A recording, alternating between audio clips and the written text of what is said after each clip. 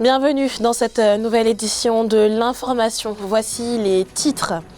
La Côte d'Ivoire se retire de la Cour africaine des droits de l'homme et des peuples. La CADHP demandait au pays de surseoir les poursuites à l'encontre de Guillaume Soro.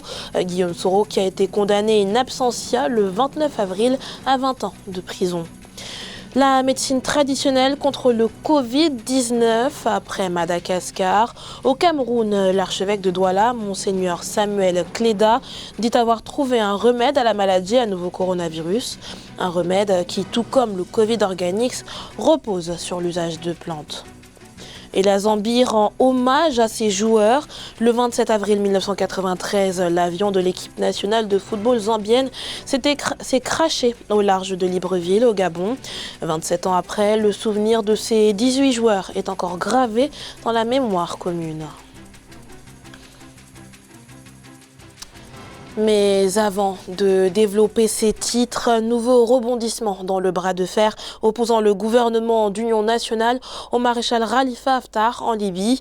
Seulement quelques heures après s'être autoproclamé seul dirigeant de la Libye, le maréchal Khalifa Haftar a décrété une trêve en raison du mois sacré de Ramadan qui a débuté le 24 avril dernier. Une trêve décidée unilatéralement par le dirigeant de l'armée de libération nationale qui a été botté en touche par le régime de Tripoli ce jeudi. Le gouvernement d'union nationale a annoncé par le biais d'un communiqué ne pas pouvoir faire confiance au maréchal Haftar, indiquant au passage la poursuite de, selon ses propres mots, sa défense légitime en s'attaquant à toute menace où qu'elle soit et mettant fin aux groupes hors la loi. La Côte d'Ivoire se détourne de la Cour africaine des droits de l'homme et des peuples. Elle lui a en effet retiré sa reconnaissance de compétence ce mercredi. Au cœur de cette décision, la condamnation de Guillaume Soro à 20 ans de prison par une juridiction ivoirienne, alors que la CADHP avait demandé au régime de surseoir les poursuites à son encontre. Une décision qui, à l'approche de l'élection présidentielle, ne rassure pas certains observateurs. Marcel Fabamaroun. La Côte d'Ivoire se retire du protocole de la Cour africaine des droits de l'homme. Le pays a pris cette décision au lendemain de la condamnation de Guillaume Soro à 20 ans de prison. En retirant sa déclaration, la Côte d'Ivoire empêche de ce fait les individus ou les ONG de déposer des plaintes directement devant la Cour. N'en déplaise à nos détracteurs, la Côte d'Ivoire est un état de droit. Tous les citoyens peuvent saisir les tribunaux sur toute l'étendue du territoire et notre justice est impartiale. À quoi nos tribunaux vont-ils servir si un citoyen lambda peut saisir la Cour africaine des droits de l'homme alors qu'il y a des possibilités que nous offrons au plan national? La Côte d'Ivoire devient ainsi le 4e pays à retirer sa déclaration de compétence après le Bénin, le Rwanda et la Tanzanie.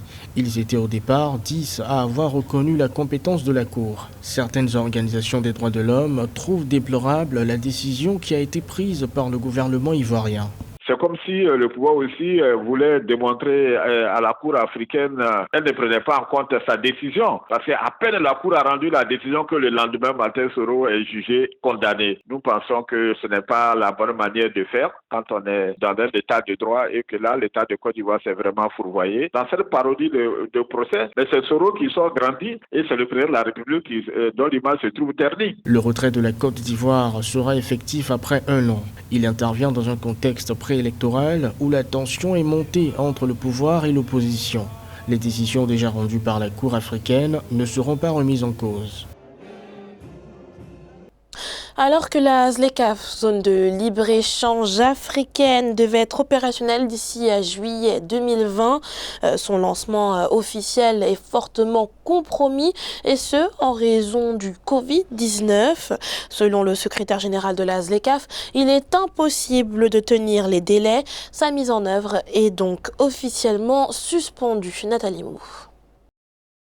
Incertitude quant au lancement effectif de la zone de libre-échange continentale africaine ZLECA. Prévu en juillet 2020, le démarrage de la ZLECA pourrait connaître des perturbations à cause des effets de la pandémie de Covid-19.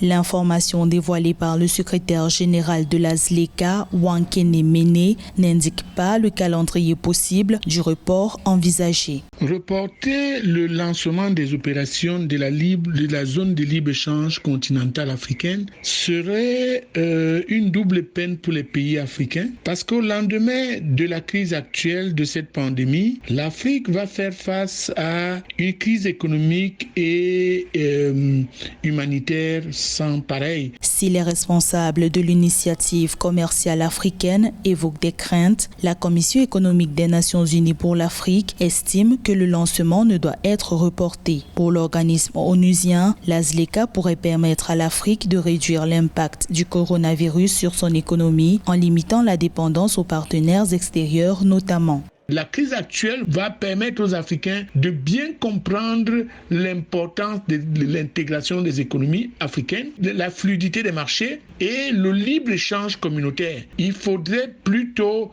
maintenir le lancement de la zone de libre-échange continentale. La zone de libre-échange continentale a été ratifiée par 55 pays africains. Elle représente un enjeu économique de 3,4 milliards de dollars pour un marché de 1,3 milliard d'habitants. La ZLECA va devenir le plus grand nouveau bloc commercial depuis la création de l'Organisation mondiale du commerce en 1994. Madagascar, l'île rouge qui est à l'heure de la solidarité envers ses confrères africains. Si les commandes de Covid organiques, un remède traditionnel aux propriétés préventives et curatives sur le Covid-19 se multiplient, le pays a fait don de 11 500 doses, l'équivalent de 1,5 tonnes de Covid organiques à la Guinée équatoriale. La cargaison a été reçue mercredi soir par les autorités équato-guinéennes. Sur les 11 500 doses, 10 000 sont pour la prévention et des 1 500 restantes pour un traitement curatif. Un geste qui, du côté des autorités équato-guinéennes, est hautement considéré. Les autorités équato-guinéennes qui voient dans le Covid organique une piste sérieuse dans la lutte contre le Covid-19, mais également comme le socle de la solidification de la coopération entre les deux nations. Après Madagascar, c'est au tour du Cameroun de se tourner vers la force des plantes pour lutter contre le Covid-19.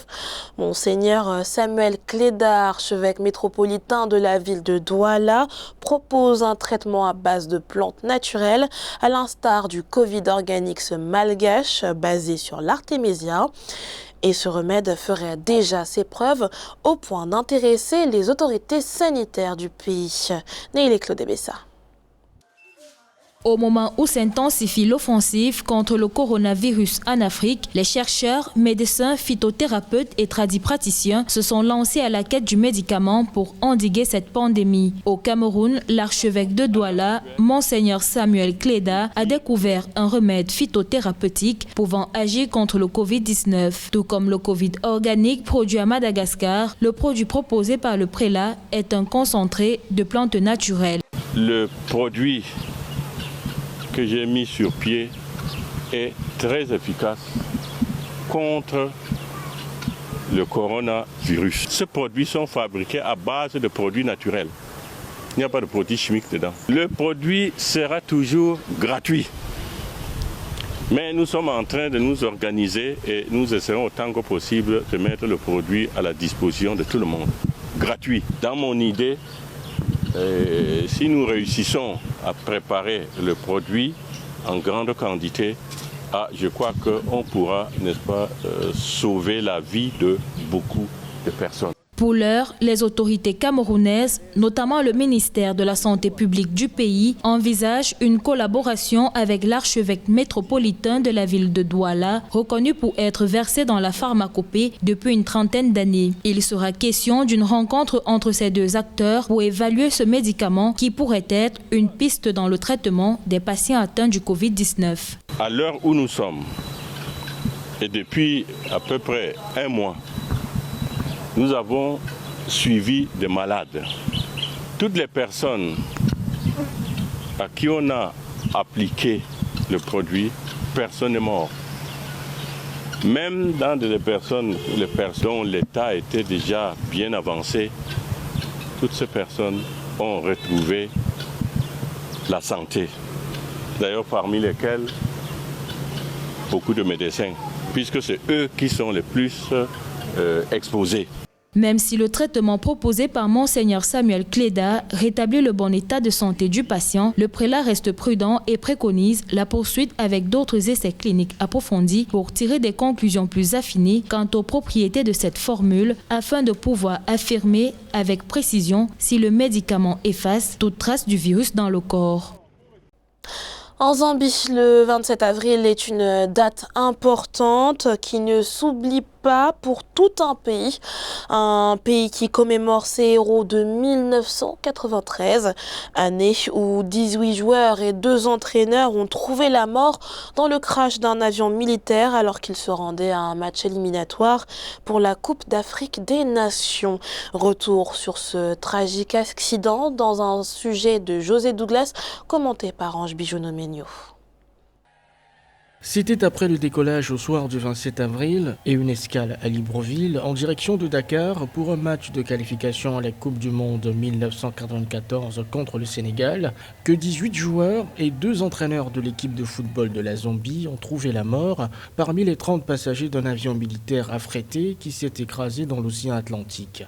En effet, ce 29 avril marquera le 27e anniversaire de ce crash aérien au Gabon qui a coûté la vie à toute une équipe nationale. Un accident épouvantable, parce que rappelons-nous que cet accident a décimé une très belle génération de joueurs. Moi, en tant que Sénégalais, je ne peux pas oublier parce que, on se rappelle que la Zambie devait venir jouer à Dakar contre le Sénégal. C'est vrai que l'avion s'est abîmé au large des côtes gabonaises, mais la Zambie devait venir jouer contre le Sénégal à Dakar. Donc c'est frais dans nos mémoires en tant que journaliste sportif, mais aussi en tant que Sénégalais. C'est un avion militaire affrété qui s'est écrasé dans l'océan Atlantique. Toutes les victimes du crash sont enterrées au Heroes Acre, situé à l'Independence Stadium à Lusaka. Moi personnellement aussi, je me suis rendu en 2017 en Zambie pour les besoins de la CAN U20 des seniors. Donc j'ai eu l'occasion de visiter un peu le mausolée. Donc oui, ça restera un des plus grands drames du football africain. Les victimes comprenaient le président de l'époque des phases, Michael Mwape, ainsi que le légendaire attaquant zambien Godfrey Chitalou et une autre figure emblématique, Alex Chola, qui étaient tous deux entraîneurs principaux.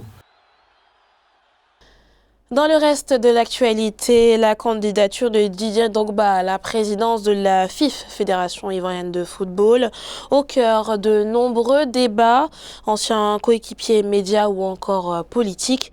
Tout à chacun va de son avis sur la candidature de l'ancien international ivoirien, perçu comme un véritable outsider car n'ayant pas évolué au sein de la FIF, contrairement à Sori Diabaté, actuel vice-président de la FIF, et Idriss Diallo, qui a lui aussi également occupé ce poste. Les précisions dans ce sujet de José Douglas, commenté par Ange Bijounomegno.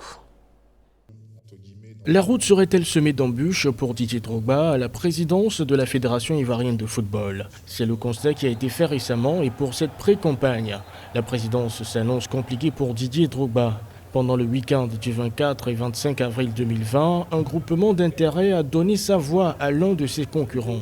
L'UAFC, l'Union des anciens footballeurs de Côte d'Ivoire, a porté le samedi 24 avril son choix sur Sori Diabaté. Ce dernier, vice-président du bureau sortant, est également dans la course à la présidence. Je pense que ça se complique et Sori Diabaté, il a plutôt beaucoup d'avance face à Didier Drogba. C'est pas mon candidat au choix. Je suis plutôt pour Didier Drogba, mais vu les échéances, nous pensons que voilà, les cartes sont plutôt dans les mains de Sori Diabaté. La population est du côté de Didier Drogba, mais malheureusement, c'est un nombre très restreint qui vote pour la présidence de la FIF. Donc du coup, je pense que ça va être plutôt compliqué pour Didier Drogba de pouvoir s'affirmer à la tête de cette fédération. L'UAFC est également l'un des groupements d'intérêt de la FIF.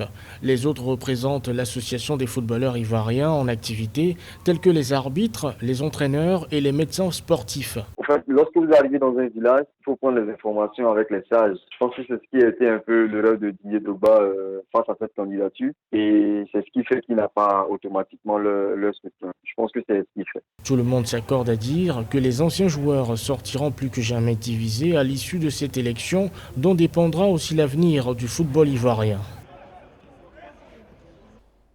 C'était le journal de la rédaction. Merci pour votre fidélité. Retrouvez dans un instant une nouvelle édition de l'information sur Africa 24.